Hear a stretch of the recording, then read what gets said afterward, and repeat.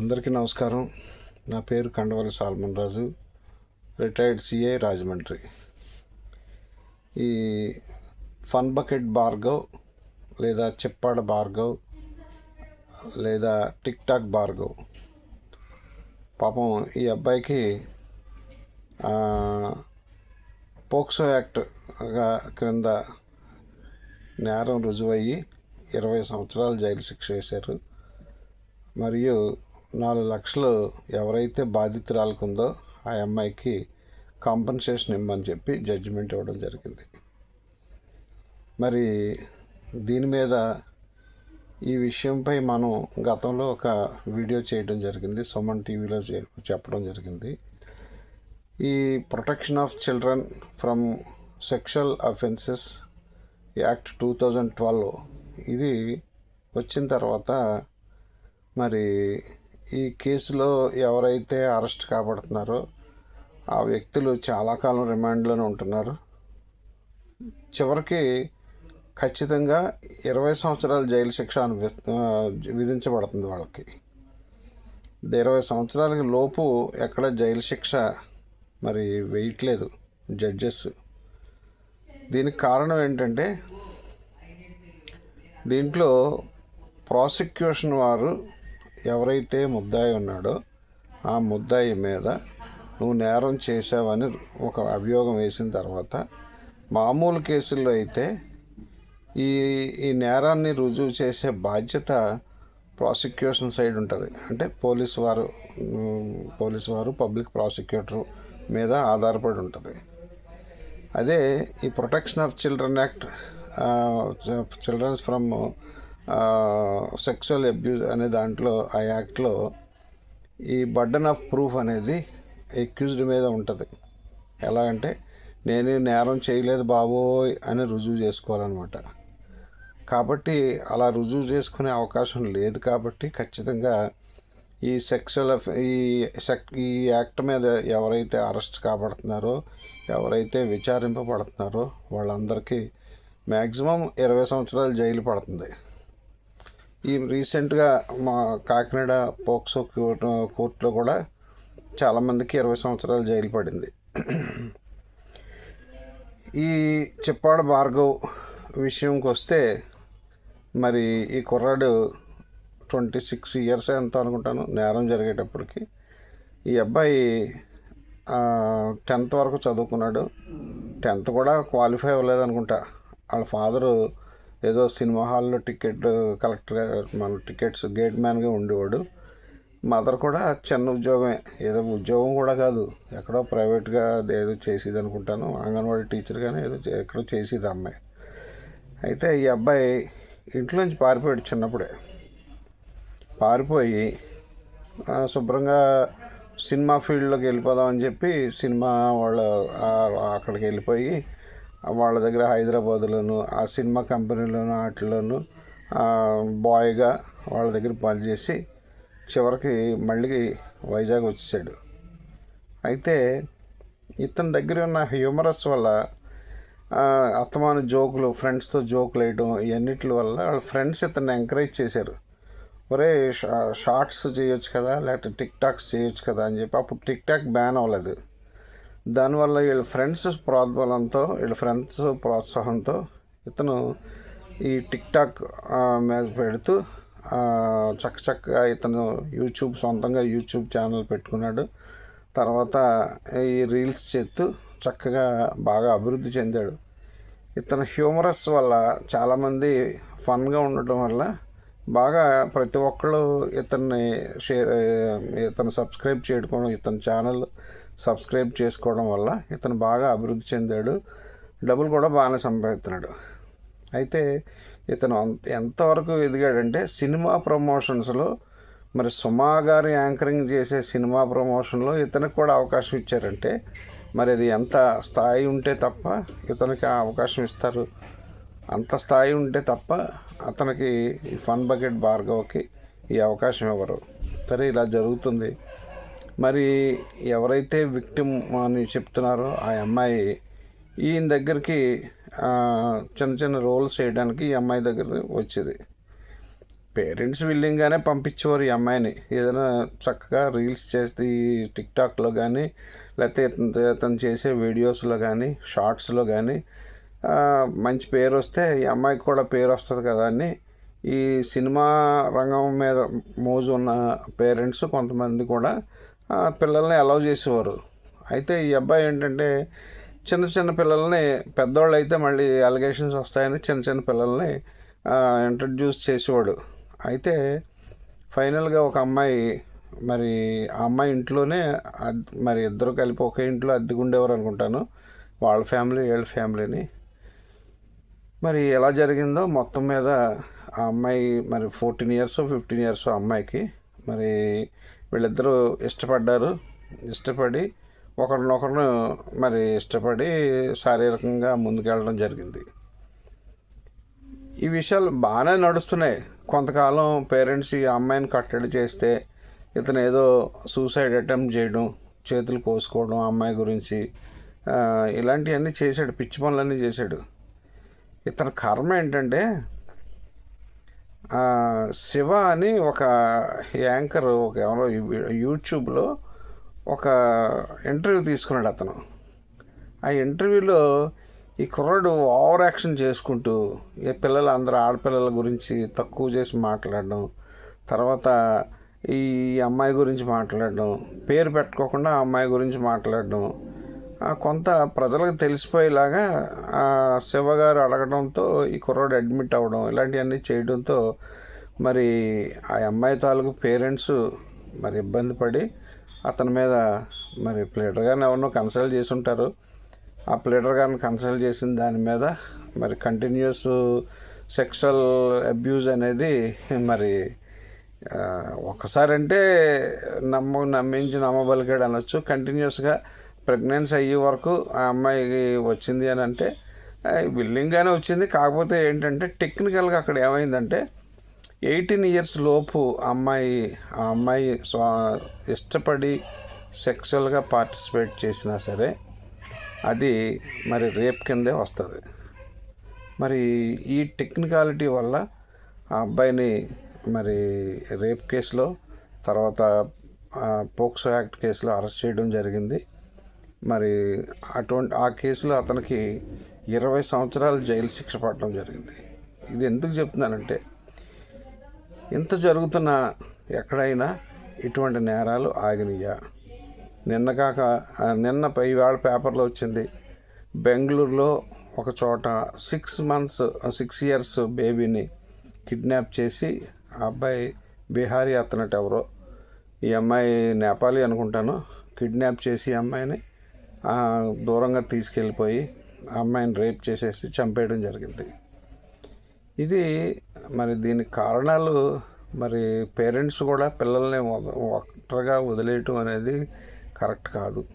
ఇంకొక విషయం ఏంటంటే తల్లిదండ్రులు, మగపిల్లల కన్నా తల్లిదండ్రులు మరి చాలా జాగ్రత్తగా పిల్లల్ని పెంచుకోవాలి. ఎందుకంటే ఆడపిల్లలైనా మగపిల్లలైనా తల్లిదండ్రులకి ఒకటే.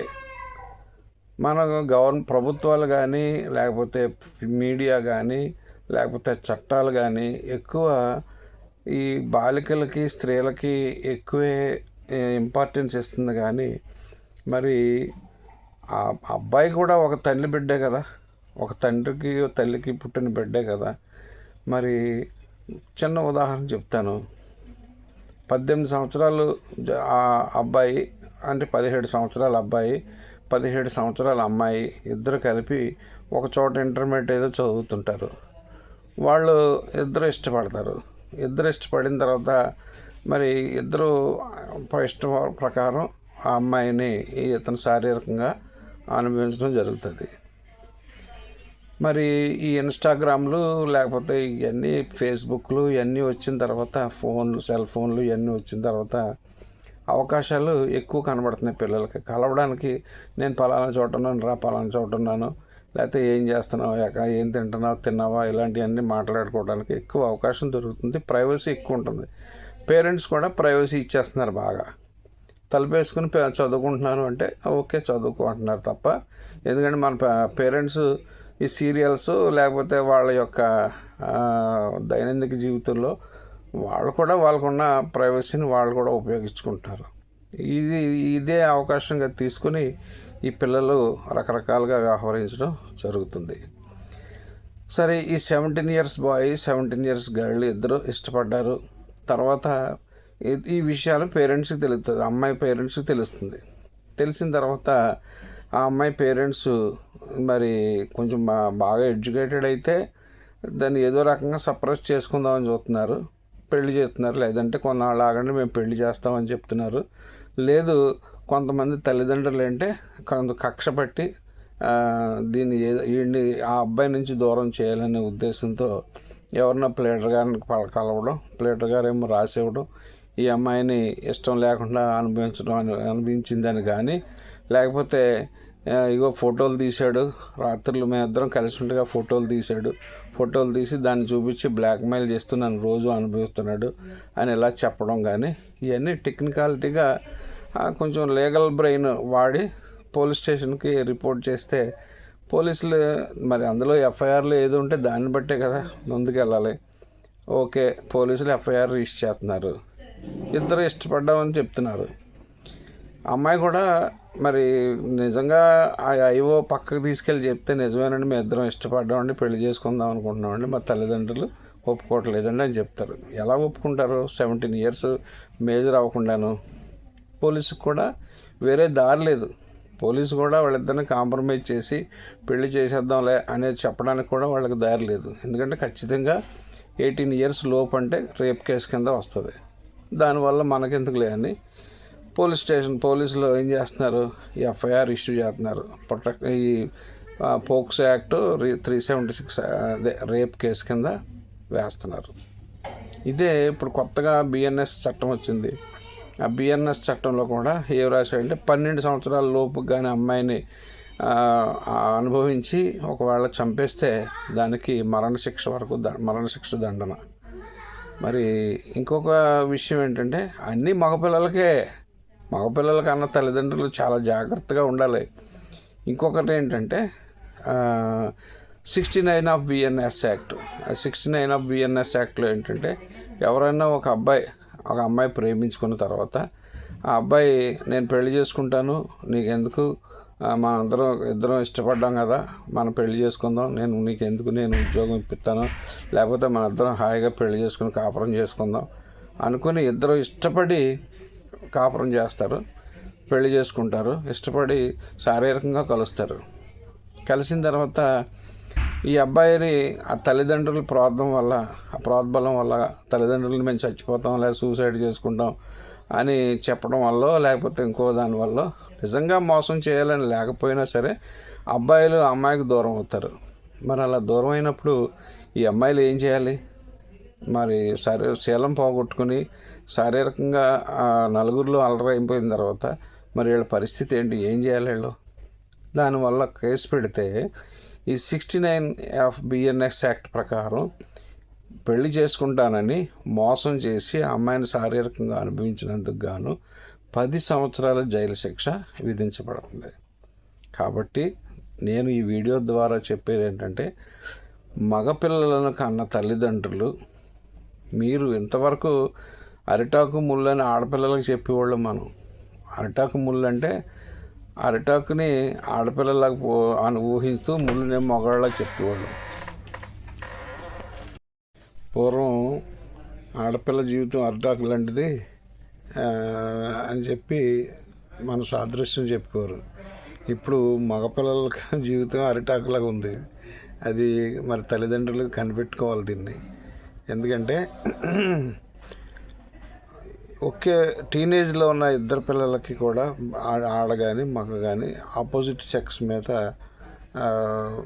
వ్యామోహం ఉండటం సర్వసాధారణం. అది జెనెటిక్గా వస్తుంది, లేదంటే శరీరంలో ఉన్న కెమిస్ట్రీ వల్ల, లేకపోతే ఏదో మొత్తం మీద శరీరంలో జరిగే మార్పుల మీద ఆకర్షింపబడటం జరుగుతుంది, ఒకళ్ళనొకళ్ళు ఆకర్షింపబడటం జరుగుతుంది. మరి మన ఈ చట్టాలు మరీ కఠినంగా శిక్షలు పెట్టినంత మాత్రాన ఈ నేరాలు ఆగిపోతాయి అనుకోవటం మాత్రం అది మరి మూర్ఖత్వంగానే అనిపిస్తుంది నాకు. ఎందుకంటే ఈ ఒక విషయం చూడండి, ఇందులో ఫన్ బకెట్ భార్గవ్ విషయం ఆలోచిద్దాం. ఆల్రెడీ శిక్ష పడిపోయింది కాబట్టి దీంట్లో మనం చేయగలిగింది ఏం లేదు. ఫన్ బకెట్ భార్గవ్ విషయంలో ఆలోచిద్దాం.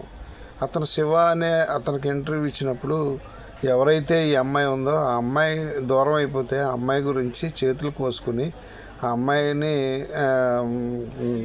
పెళ్లి చేసుకోవాలి, ఆ అమ్మాయి లేకపోతే నేను ఉండలేను, నేను సూసైడ్ చేసుకుంటాననే భావం వరకు వచ్చినోడిని ఏదో రకంగా వీడిని దూరం చేయాలనే ఉద్దేశంతో తర్వాత ఈ వీడియో రావడం, బయటికి వీడియో రావడం, తర్వాత ఇంకా రకరకాలుగా ఆయన మీద ఒకదాని మీద ఒకటి పడిపోవడంతోనే జనరల్గా ప్రొఫెషనల్ జెలసీ ఉంటుంది. అతను ఒకసారి అభివృద్ధి చెందాడు. అభివృద్ధి చెందడంతోనే జెలసీ అని తోటోళ్ళకి జెలసీ పుట్టచ్చు, లేదంటే వేరే కళాకారులకు కూడా జెలసీ పుట్టచ్చు. దానివల్ల అతని మీద రాళ్ళు వేయడంతోనే అతను ఇందులో ఇక తల్లిదండ్రులు, ఆ అమ్మాయి తల్లిదండ్రులు పోలీస్ స్టేషన్కి వెళ్ళడం, కేసు రిజిస్టర్ చేయించడం జరిగింది. మరి ఇటువంటి కేసునే గతంలో సుప్రీంకోర్టు చీఫ్ జస్టిస్ శ్రీ గౌరవ బాబ్డే గారు ఒక ప్రశ్న అడిగారు. ఇటువంటి కేసులోనే నిందితుడిని అడిగారు, ఏమయ్యా నువ్వు ఆ అమ్మాయిని పెళ్లి చేసుకుంటావా అని అడిగారు. ఎందుకంటే ఏదో ఒక పరిష్కారం కావాలి కదా. ఇప్పుడు 20 సంవత్సరాలు శిక్ష వేసినంత మాత్రాన ఇది పరిష్కారం అయిపోతుందా? ఆ అమ్మాయి జీవితం ఇదైపోతుందా? అదే రేపు పొద్దున ఒకవేళ ఎవరు పెళ్లి చేసుకున్నా సరే ఆ అమ్మాయిని వేలెత్తి చూపుతారు కదా, ఇలాగ నువ్వు ఇలా పలానా వాడితో నువ్వు ఇలా చేసావు అలా చేసావు అని ఆ మచ్చలాగే ఉంటుంది కదా. దీనికి ఏదో ఒక పరిష్కారం ఆ సుప్రీంకోర్టు జడ్జి గారు మహానుభావుడు బాబ్డే గారు ఇలాగ అడిగినందుకు గాను ఈ పత్రికలు కానీ సోకాల్డ్ ఫెమినిస్టులు కానీ వీళ్ళందరూ రకరకాలుగా ఆయన్ని విమర్శించడం జరిగింది. జనరల్గా ఆలోచిస్తే అమ్మాయిని ఇటువంటి విషయాల్లో ఇక ఏజ్ బాగా దూరం అయిన వాళ్ళు కానీ, లేదంటే మన ముసలోళ్ళు, లేకపోతే ఏదో వేరే విధంగా ఈ చిల్డ్రన్ని ఎవరైతే హెరాస్మెంట్ చేస్తున్నారో వాళ్ళకి తప్పదు. ఇటువంటి నేరాలు ఖచ్చితంగా శిక్ష పడాల్సిందే. ఎందుకంటే తాతలు, పెదనాన్నలు, చిన్నాన్నలు, మామయ్యలు, సొంతోళ్ళే ఇందులో ఇలాంటి చిన్నపిల్లలను పాడు చేసే వాళ్ళు ఎక్కువగా సొంతోళ్ళే ఉంటారు. 90% సొంతోళ్ళే ఉంటారు. తర్వాత మిగిలిన వాళ్ళు ఏంటంటే కాస్త ఆ పిల్లకి అందుబాటులో ఉన్నవాళ్ళు ఉంటారు. కాబట్టి ఇటువంటి పోక్సో యాక్ట్ కానీ, లేకపోతే ఈ రేప్ కేసుల్లో కానీ, ఈ ఒకే ఏజ్ గ్రూప్ కానీ, లేకపోతే మ్యారేజ్ జరిగే ఏజ్ గ్రూప్ కానీ, ఇటువంటి ఏదైనా ఉన్నప్పుడు వాళ్ళకి రాజీ పడే అవకాశం ఏదైనా కల్పించేలా చేస్తే మరి ప్రభుత్వం ఆలోచించి పార్లమెంట్లో ఇటువంటి నిర్ణయాలు తీసుకోవాలి. కానీ చట్టం సరైన నిర్ణయాలు, ఇలాంటి చట్టాల మీద మనం తీసుకున్న చట్టాలు కఠినంగా పెట్టినంత మాత్రాన నేరాలు ఆగిపోతాయని అనుకోవడం చాలా తప్పు. ఎందుకంటే కొత్త చట్టం పెట్టారు, బిఎన్ఎస్ కాదు, లేకపోతే ముందు